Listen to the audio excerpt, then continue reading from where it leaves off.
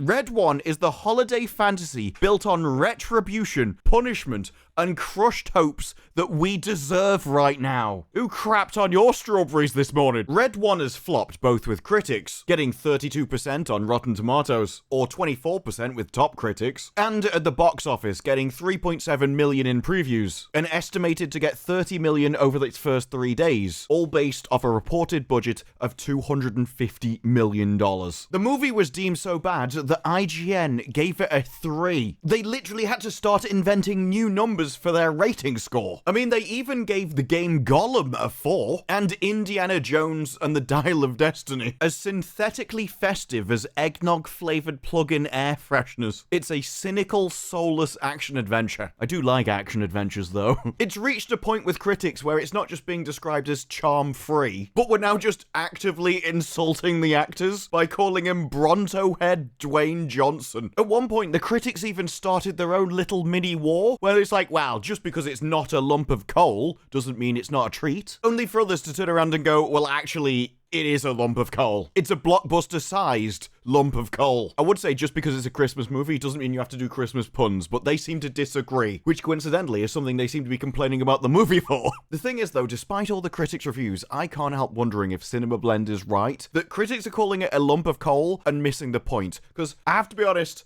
I kind of like the trailers. Evening, ladies. What are you so excited about? Of course, your boyfriend's here. I mean, the trailer had everything. It had jokes about going after hot women. Grab a car. For what? You don't have a Wonder Woman action figure, do you? It's not how it works. A jacked Santa. 500. Let's go heavy. Looking strong, Nick. Seemingly plenty of action. Someone took Nick. We're gonna find him. And a miserable woman because she decided to lead a company rather than stay at home with kids. Last night, Red One, also known as St. Nicholas of Myra, was abducted from the North Pole complex. For a film where I'm not the target audience, it seemed pretty made for me. Even in the Rotten Tomatoes reviews, you've got a testosterone-fueled tempest with a $250 million budget, which is just a blizzard of bad vibes. I know that's a negative review, but everything about it screams if he hates it. It's made for me.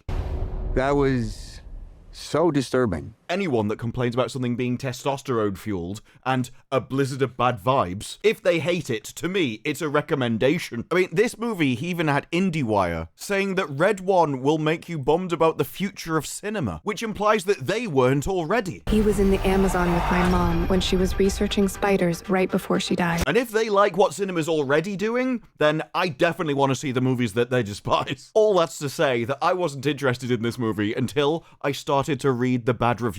But that's not going to prevent me from enjoying the bad reviews as much as I do, because nothing gives me more pleasure than the professional critics ripping the crap out of something. The more offensive they get, the more I like it. When they're talking about a blockbuster-sized cinematic lump of coal driven by a narcotized reindeer on the sleigh of a hideous CGI and charmless stars with only dancing dollar-shaped sugar plums on the mind. This movie is shameless with its product placement, only alluding more to the capitalist imperatives that drove the project in the first place. This is what I mean. Any movie that this person doesn't like, it's gotta be at least a 5. How can you not like it? Worst case scenario, it pissed them off.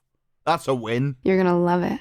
In fact, I think you're going to see it twice. This is a movie reviewer talking about the capitalist imperative, without which you wouldn't have pissing movies, you insufferable cretin. You get to a point where he's talking about cynical tie-ins with giant toy companies. You're like, okay, you should have just been the villain of the movie yourself, not reviewing it. They wouldn't have even had to have paid you, because at the end of the day, that would be a part of the capitalist imperative, and you wouldn't want to be taking part in that. He should be in every movie. He'd be free. It's like when a toddler hands you a fake phone. You answer that call. I genuinely don't know what you're even trying to say with that as a movie review. This film would have worked if it was funny. The most succinct commentary of a comedy ever made, that. You would have been great if you'd made me laugh. A mixture of laughs, sentiment, and action that should satisfy undemanding families. If you've got low standards, you'll love this. Fresh. There's a ghastly sequence to which we interrogate Nick Kroll and rip off the snowmen's carrot noses. Every complaint they have about this movie is a winner. Harvest the souls of all the bad doers, so Hollywood. Perhaps Red One would work a little better if Evans and Johnson had any chemistry. Both of them are the same in every single movie they ever do. At this point, have you expected chemistry from either of them? Have you ever seen any of their previous movies? They are both actors where you know exactly what you're going to get when you cast them. You don't watch Red One so much as just stare at the screen. It's a movie that is just playing in front of you. I tell you what, with criticism this deep, someone needs to put him in a room with the greatest philosophers of our time. This is a movie that's on in front of you that you look at. I can comfortably give it that much. You're so generous. I am a generous god. And for one that's supposed to summon up the Christmas spirit, there's not a whiff of mirth from the screenplay. Judging from this review, it doesn't seem like you have much mirth in your life at all. The kind of person that lies back and fantasizes about Canadian healthcare. In fact, a lot of people are beginning to know these reviews seem a little bit cynical. Screen Rant came out with why Red One's reviews are so bad, and the first answer they give is, many critics have pointed out that Red One seems to only exist to make money. This is the intellectual capacity of the critical market nowadays. I can't believe you didn't make it flop on purpose. That's what all the rest of the movies have been doing for years, but you actually came out and wanted to make money.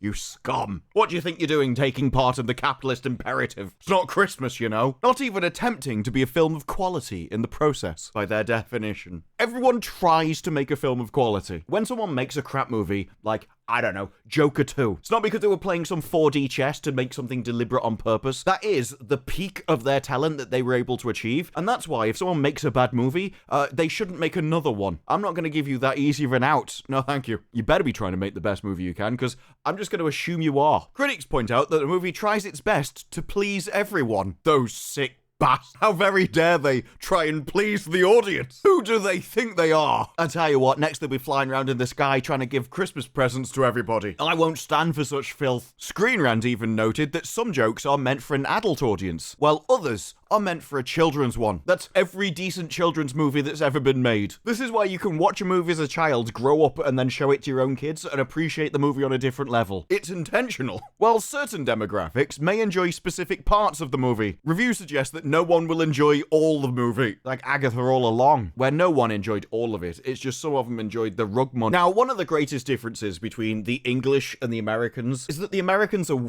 far happier people. They're the best people to go to if you want a good introduction or to be hyped up in some way. If you want to think the world's amazing, you go to the Americans.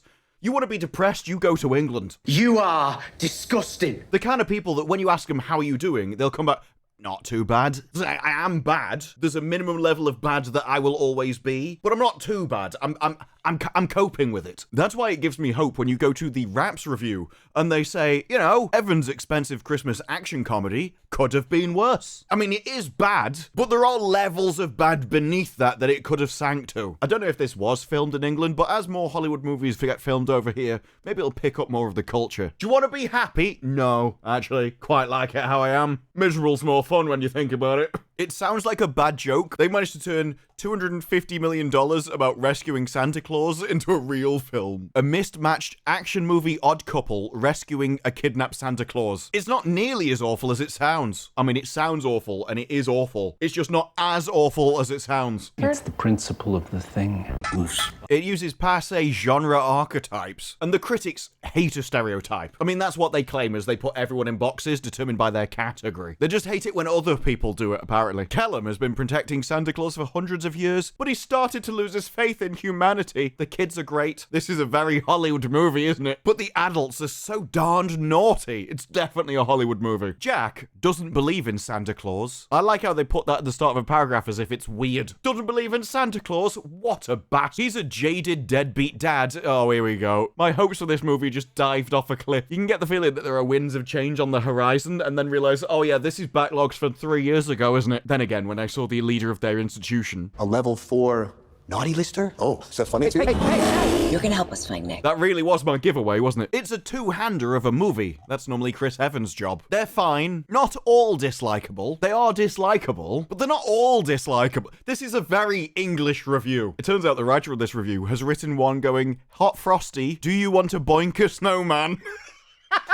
Yes. It has to be a snowman. It's the snowman or nothing. If you're not pounding, ice, which sounds painful at the best of times, then it's nothing. You did a Gladiator 2 review as well. Epic. You liked Gladiator 2? Not looking good, is it? The more I find out about this movie, the more them hating it can't save it. There's worse ways to go out than trying to save Santa Claus. The movie is already on a precipice of total nonsense, where even the slightest nudge could cause a disastrous cinematic landslide. Very dramatic, this review. Talking about a gregarious take on Santa. There's a trick that many press screenings try to pull where they fill the theaters with the target audience so that critics can see how much they like it, even if our own hearts have permanently atrophied. That was a very honest insight into the soul of a critic, isn't it? Our hearts have atrophied. No wonder they like all this stuff where the villains are the heroes. I just love that the people that make movies have learned that if you fill theaters full of actual people, then the critics are more likely to give you a good review simply because of peer pressure. They're like, well, humans like it, I better like it as well. They have no opinion of their own. They're just constantly trying to guess what's popular or prestigious enough for them to pretend they like. This sentence here accidentally admits that they're not honest in their reviews. They're more trying to sense what they should say by the people around them. Funnily enough, it backfired this time since I sat next to a teenager who couldn't look more bored if he was in a calculus class on the weekend. To be fair, what are you doing sending a teenager to a Santa Claus movie? There's no way he went voluntarily. He definitely got dragged there by some kind of adult. Possibly the critic himself. Maybe not. So if Red 1 was made to appeal to young people, they blew it. Which is entirely possible, as this is Hollywood, and I think it happens a lot. Far more times than they'd like to admit. What are you going to do to stop the crazies? Setting my atrophied heart aside for a second, the more I read, the more I think that me interpreting this as a very English review is just because it's a cry for help. Like, we enjoy it, but for them, it's the sign of a problem. I actually kind of like it. It's a reasonably entertaining 3-star blockbuster with a brisk storytelling style that never runs out of steam. I was never especially impressed, but it was a functional, breezy, slightly above average action comedy. And I'm like, yeah, it's a pissing Christmas movie. What did you expect? There is definitely still an audience just for the action buddy cop comedy movie, which this seems to be going for. Just stop spending so much money on nonsense. Chris Evans reveals himself as a great comic relief actor. I don't know why you'd be surprised at that. I've always thought one of the biggest jokes is that people think he's straight. It's like why when people are complaining about something is fun but dumb as a bag of rocks. Yeah, it's what it's going for. It's what these movies always were. He says it's like a superhero movie threw up on a Christmas Story, but that in itself isn't a complaint, or at least it shouldn't be. I do like that someone criticized it, calling it the Cybertruck version of fantasy, as if that's got some kind of inherent weight to it, when what they really mean is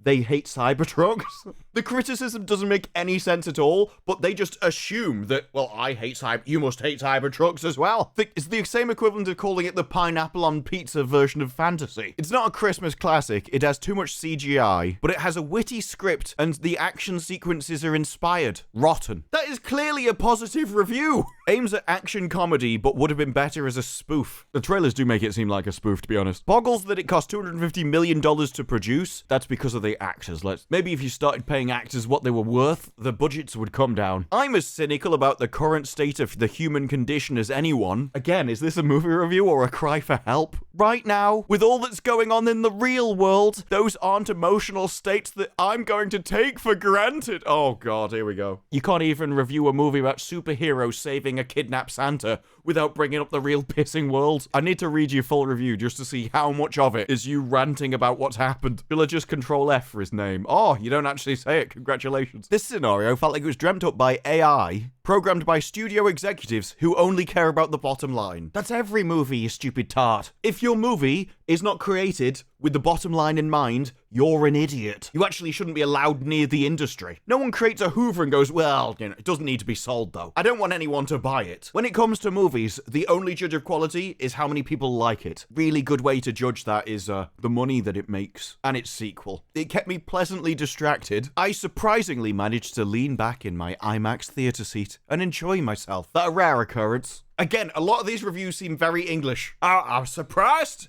Actually had fun. First time in my life. The climactic clash of good and evil is something of a snooze. Modern Hollywood just prefers evil to fight evil, and then both pretend that they're good. Then we get into the emotional states I'm not going to take for granted. More importantly, I'd like to believe I'm not the only one that feels that way. I have to be in the majority. Surprisingly, one of the most fun films of the year. A must-see for the whole family. A juvenile James Bond wannabe. Didn't know Daniel Craig was in this movie. Red 1 is altogether too much. Big, beefy the actors going through the motions. I don't like them men and their testosterone. The looseness feels refreshing, a nod to the giddy, sloppy 1980s flicks that this wants to be. Not high art. I actually considered that a huge compliment. I've seen high art, it's shit, and it always has been. Oozing peppermint machismo. Red One is the holiday fantasy built on retribution, punishment, and crushed hopes that we deserve right now. Who crapped on your strawberries this morning? Wait, why is this review not available in my region? Why have you region locked a movie review? Yeah, you can't stop me. Where there's a will, there's a proxy. Santa Smackdown is everything wrong with Hollywood movie making. Merry Christmas. You shouldn't have content locked this from the British. They'd probably have agreed with you. This is the crushed hopes we deserve. It imagines a nightmarish mass incarceration scenario put in motion by a Christmas witch. After what feels like an hour of screen time, Johnson mutters, "That guy just slapped the expletive out of me," delivering a Will Smith Oscar night reference a year too late. Bad or good, naughty or nice, the industry needs a hit right now. It doesn't need a 2-hour distress signal from Hollywood that it's lost its mojo. I love that the critics think that only now is the time that Hollywood has lost its mojo. It's been fine for years. All those movies, all those TV series, that they were just, it's always the fans' fault, those bigots. Only now do they suddenly go, maybe Hollywood does have a problem actually. It is interesting though that there are critics reviews talking about what we deserve right now and hinting to things in the real world. But then you go and read the rest of the review and they never mention it. It's like you can they want to talk about it, but there's something restraining them, which is more restraint than they've shown in previous years. It does seem that there's some kind of mood shift going on, with some people learning that they need to shut their mouth more often. I think the knowledge that being confronted with the fact that you're not the majority has suddenly made them go, oh, actually, yeah, maybe I was defending the losing side. So now everything's very safe to come out and start criticizing Hollywood again. And the fact they decided to do it on something which involved capitalism, Christian holidays, and testosterone made this a very safe movie to do that on. And I doubt when I watch the movie, I'm actually going to disagree that much with the reviews. This was, at the end of the day, a streaming movie that they just decided to shove into the cinema for some reason. And I'm not particularly the target audience. But at the same time, I think I dislike it for different reasons than they do, as most of their complaints actually sound hilarious. And make me wish it was released on streaming first of all, as at least then I could have reviewed it properly with clips and just spent my time taking the piss at the movie, rather than just the critics. But those are just my thoughts. What are yours? Let me know down in the comments below. Like the video if you like the video. Subscribe, more videos like this in the future, and I will see you in the next one. Bye-bye.